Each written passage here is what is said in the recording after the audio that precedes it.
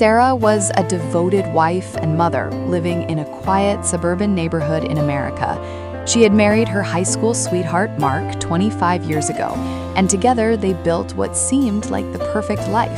They had two beautiful children, a son named Ethan, who was now in college, and a daughter, Lily, still in high school.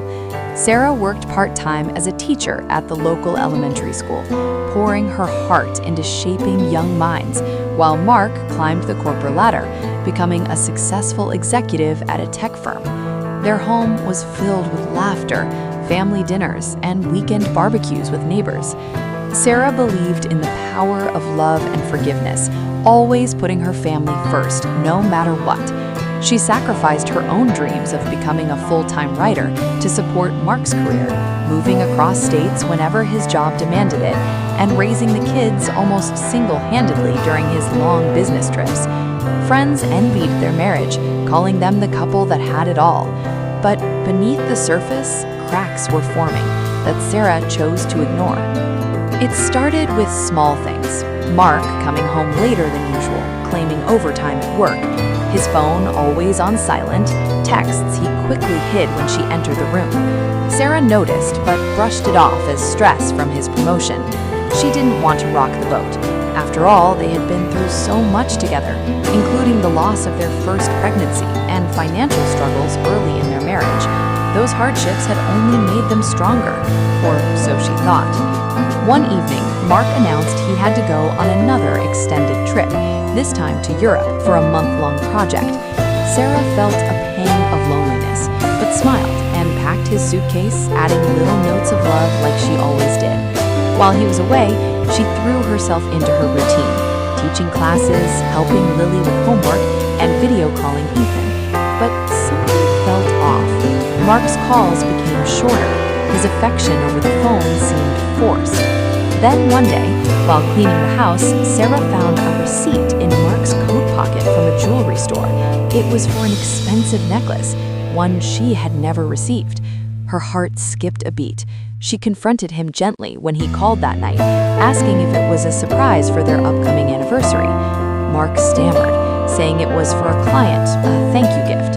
Sarah wanted to believe him, but doubt crept in like a shadow. She started paying more attention to his social media, liking photos of a younger woman named Jessica, who worked in his office. Jessica was in her late 20s, ambitious, beautiful, with a smile that lit up every post. Sarah saw comments from Mark on her pictures, things like, looking stunning, or great job on that presentation. Innocent enough, perhaps, but it stung. The truth exploded one rainy afternoon when Sarah's best friend, Carla, called her in tears. Carla had seen Mark at a cozy restaurant downtown, not on business, but holding hands with Jessica, laughing intimately over wine. Carla had snapped a photo, not wanting to believe it herself, but needing Sarah to know. Sarah's world shattered as she stared at the image. Her husband, the man she had given everything to, was betraying her with someone half her age. She sat on the kitchen floor, sobbing for hours, memories flooding back of their wedding vows, the birth of their children, the promises of forever. How could he do this after all these years? Anger mixed with heartbreak. She felt foolish for trusting so blindly, for ignoring the signs. Mark returned from his trip, acting as if nothing had happened, showering her with gifts and affection, but Sarah couldn't pretend. That night, she confronted him, showing the photo. Mark's face went pale. He denied it at first, saying it was a misunderstanding, a work dinner gone friendly. But under her steady gaze, he broke down, confessing everything. The affair had been going on for over a year. Jessica made him feel young, alive again, he said. He loved Sarah, but he was unhappy, felt trapped in their routine life. He wanted excitement, passion, something new. Sarah listened in silence, tears streaming down her face. She asked if he wanted a divorce. Mark hesitated, saying he didn't know. He needed time to figure things out. Time, as if she hadn't given him enough already. The days that followed were a blur of pain. Sarah couldn't eat, couldn't sleep. She told the kids a watered-down version, saying Mom and Dad were having problems. Ethan came home from college, furious at his father, calling him selfish. Lily withdrew into her room, crying herself to sleep. The house that once felt warm now echoed with silence and sorrow. Sarah's friends rallied around her, offering support, but nothing eased the ache in her chest. She questioned everything. Was she not enough anymore? Had her devotion turned into dullness in his eyes? At 48, she looked in the mirror, seeing wrinkles where there were none before, feeling old, discarded. But deep inside, something shifted, a spark of strength she didn't know she had. Sarah decided she wouldn't beg him to stay. She wouldn't crumble. Instead, she started small changes. She joined a gym, going every morning to clear her head, feeling her body strengthen along with her resolve. She dusted off her old laptop and began writing again, pouring her emotions into stories of resilient women who rose from ashes. The words flowed like therapy, healing wounds she didn't know how to express aloud. She confided in a therapist recommended by Carla, learning about betrayal trauma and how common it was, especially in long marriages. Mark moved out temporarily into an apartment, saying he needed space. He continued seeing Jessica openly now, posting pictures of their getaways. It hurt Sarah deeply, seeing the world know her humiliation. Neighbors whispered, the kids faced questions at school, but Sarah held her head high. She focused on her family, organizing movie nights with the kids, cooking their favorite meals, listening to their fears. Ethan said he was proud of her for not falling apart.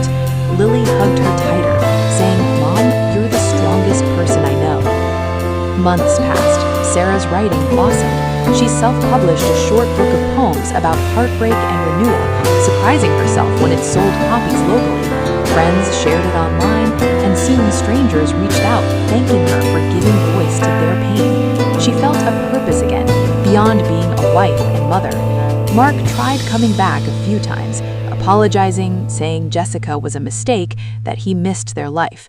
But each time, Sarah saw the hesitation in his eyes, the lack of true remorse. He wanted the comfort of home without the commitment. One day, Jessica showed up at Sarah's door unannounced. She was pregnant, Mark's child. Jessica said Mark had promised to leave Sarah for her, but now he was waffling, wanting to be there for the baby but not fully committing. She looked young, scared, asking Sarah what to do. In that moment, Sarah felt pity, not anger. She invited Jessica in, made tea, and spoke calmly. She told her about the years of love, the family built on trust, now broken.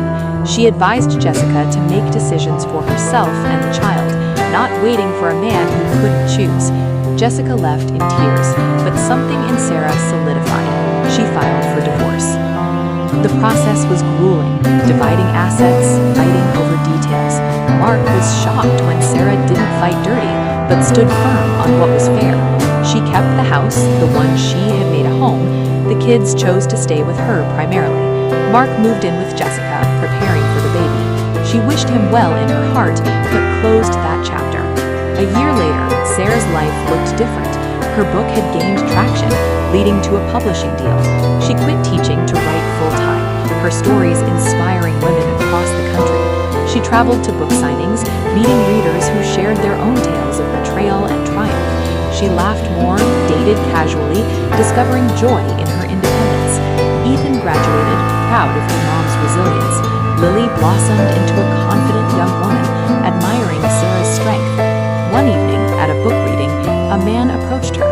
His name was David, a widower with kind eyes who had read her book and related to the loss. They talked for hours about life, love, second chances. It wasn't rushed, no grand gestures, just genuine connection. Sarah felt hope bloom again.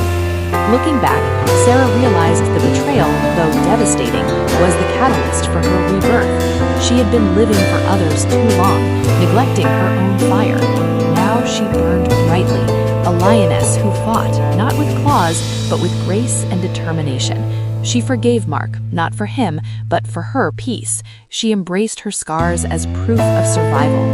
To the women listening, she would say, "You are stronger than you know. When the world crumbles, rebuild it better. Find your voice, your power, your worth. Because in the end, the greatest love is the one you give yourself." And Sarah did just that, rising like a phoenix, stronger, wiser, and full